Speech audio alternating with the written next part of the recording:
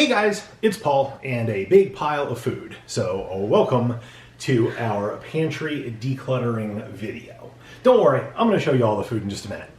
So I just kind of wanted to do a quick intro to let you know what's going on. Thanksgiving is, oh gosh, let's see, 10 days away from when we're filming this. That sounds right to me. Sounds good. 10 shopping days away. So yeah, our pantry was kind of a hot spot area that we did want to get taken care of before Thanksgiving.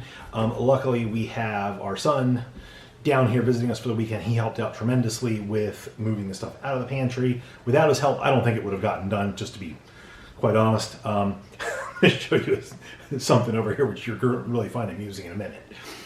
But for the moment, I did want to let you guys know there's going to be a lot of food. You're going to see a lot of food that came out of the pantry. Shannon actually filmed a segment right before I'm talking where she's going to show you the pantry full of food. I was out doing something else when that happened. I ended up buying, so I do 95 to 99% of the food shopping for the house. I ended up buying a lot of this food after the pandemic had passed.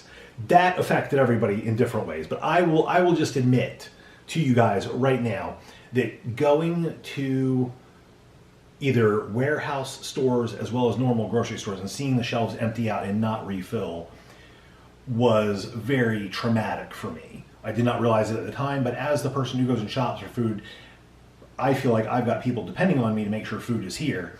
So I stocked up. I had room in the pantry and in other places of the house.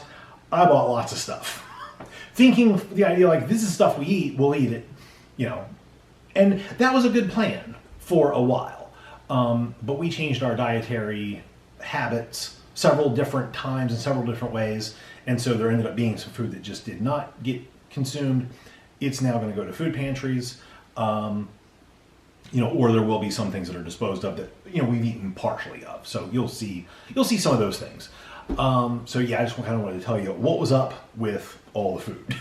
And then you'll get to see all the stuff go back in the pantry. And yeah, that'll be that. So one of the goals of cleaning out the pantry is going to be to get our water and Gatorade stuff here into the pantry.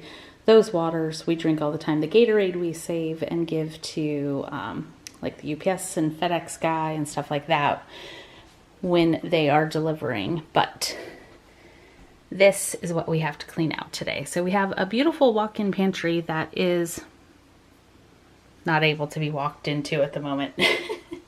There's the floor, the shelves, they are full. It was organized at one point. It has since become very unorganized, but also there's a lot of food in here that we are not going to use because we have changed the way we eat.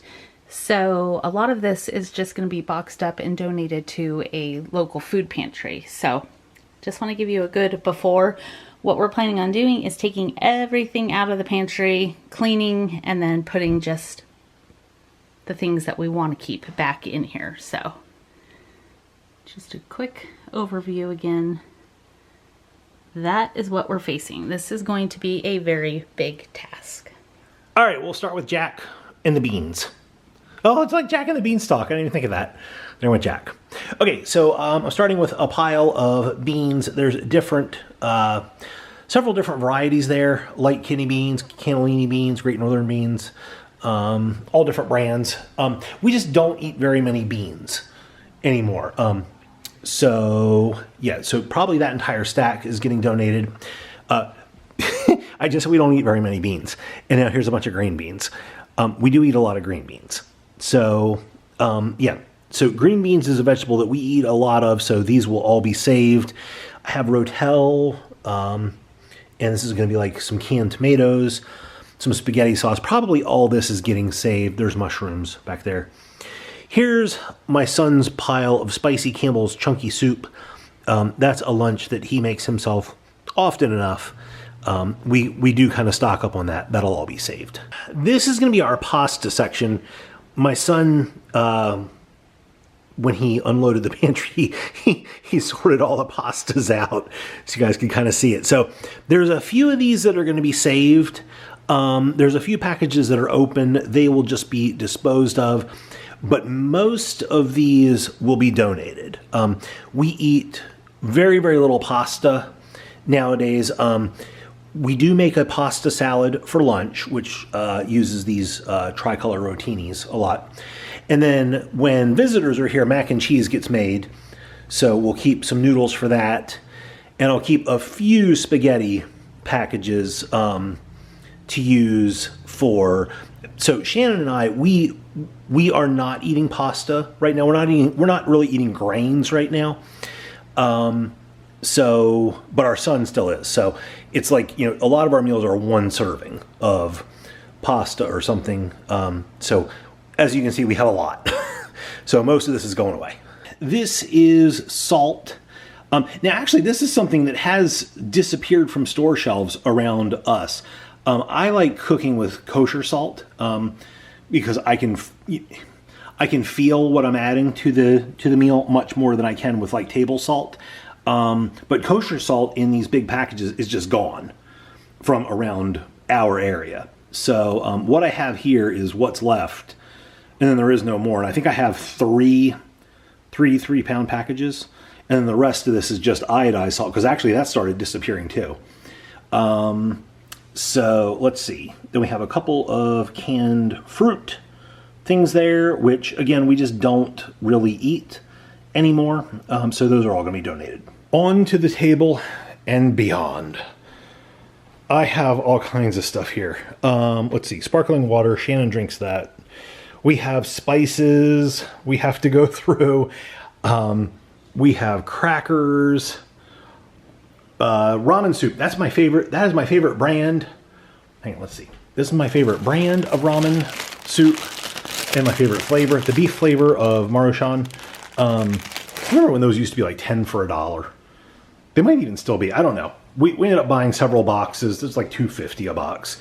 If you've got a big storage area, I mean, like, there's no better deal than ramen, in my opinion. We don't eat it right now because of, the grains. So those are probably going away. You see a bunch of beef stock, vegetable stock. We use those. I have pickles here. We use those.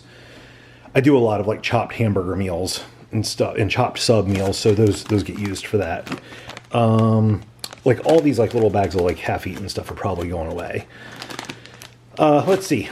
We have muffin mixes. I think we were making muffins at one time, or maybe my son was. I think those are going away. This is a huge bucket of Snickers. I just recently bought that because we've been craving stuff, and that was on a super good deal at Sam's Club. So I bought 350 Snickers bars. Okay, these are our Starbucks K-Cups. Those are staying, obviously. We have a bunch of... We have for us what is a bunch of baking products because we just don't really bake very much. Most of that's going away. The nuts, we are keeping real crumbled bacon. There's a bunch of different meals I make with this. It's super convenient. These nuts, some of these might be out of date, so they're going to go away. I don't use walnuts very often. I use them for myself, but Shannon and Drew don't eat them, so those are going to go away. We mostly use cashews and peanuts and stuff in dishes. All right, this is a lot of salad dressing. This is something else that for us, so this is a store brand near us, Wegmans. Garlic Caesar we use, and this is a new flavor we've started using a lot of. These disappear from the store shelves for weeks at a time. So when I see them in stock, I usually stock up, 6 to 8 dressings at a time, which will last us for a few months it'll last us for a few months if I don't see them. But we typically make salad 2 to 4 times a week. So we do end up using a decent amount of this salad dressing. I have some marinades and some other stuff here. Swinging around the bend here, we have ketchup, syrup. Believe it or not, I actually use this big mayonnaise. Again, because I do like chopped subs and chopped hamburgers and stuff, we use a decent amount of mayonnaise. That's like a backstock one. Ketchup we don't use very much of, but it stays good for so long, and it's a lot cheaper buying at the Sam Club, at the Warehouse Club. So I don't mind stocking that. Artichoke hearts are something that Shannon and I were both fascinated by at one point. We don't eat them. We bought 2 or 3. This came like in 2 or 3 jars full. But that's going to go away. Sliced jalapenos and hot peppers we do use, again, for like the chopped meals. These packaged like rice dishes I bought, they sounded good to me. I think I'm the only person in the house that eats dirty rice. They sounded good. I bought them. I've never cooked them. They're going to get donated. I have quinoa. I have, let's see what else here. Well, I guess we're on to the back side of the Starbucks. So quinoa is something else that it sounded good in theory. We just don't eat it. Some taco shells, more Starbucks coffee. I have the grounds that we have like a refillable K-cup kind of thing that can be used. Some bread that we're currently on this. We just pulled it out of the pantry so that way the pantry would be empty. There's our big bucket full of Snickers.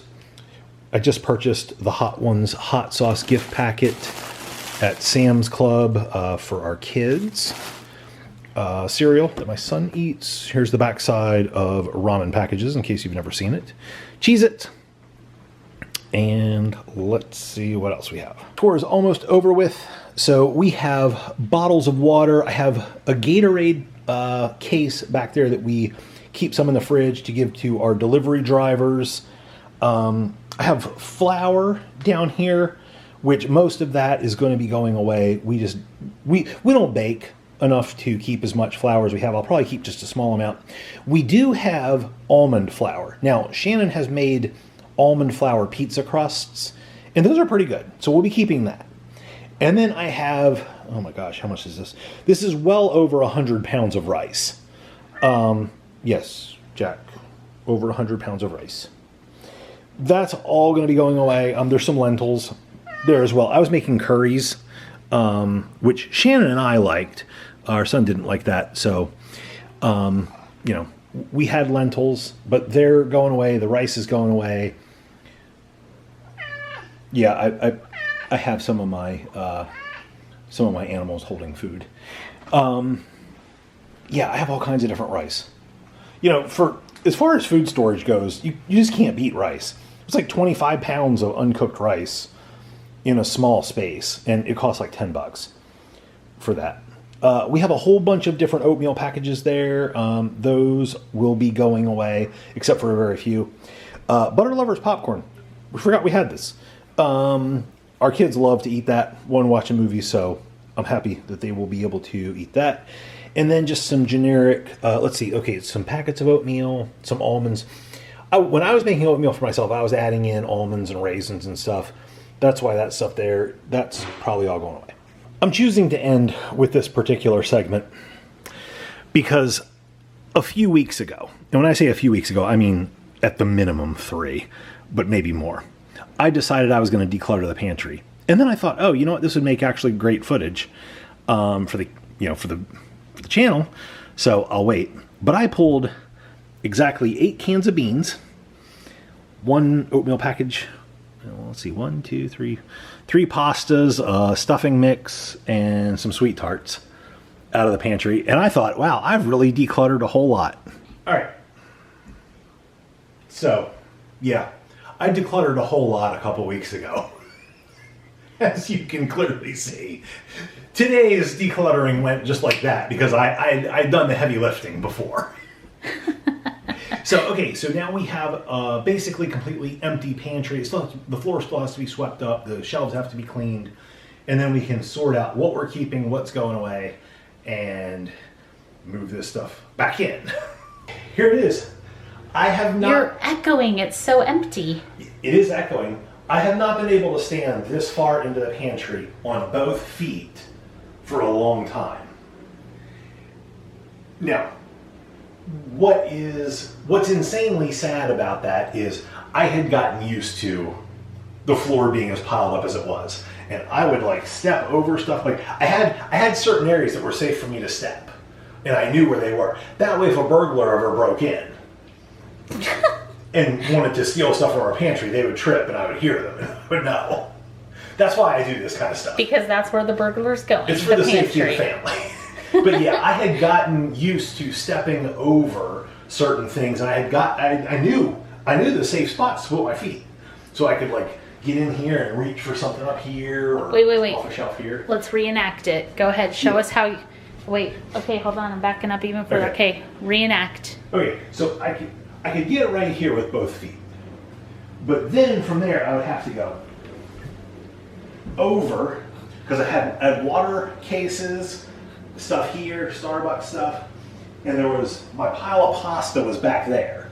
So I could only get my foot right here, and I have to put it down, wiggle it, and get, then I could shift the weight, lift this foot up, and lean over here and get something. So I had to be able to like just touch this to keep my balance. To get something, that corner up there, I haven't been able to reach in a long time. That was the oatmeal corner.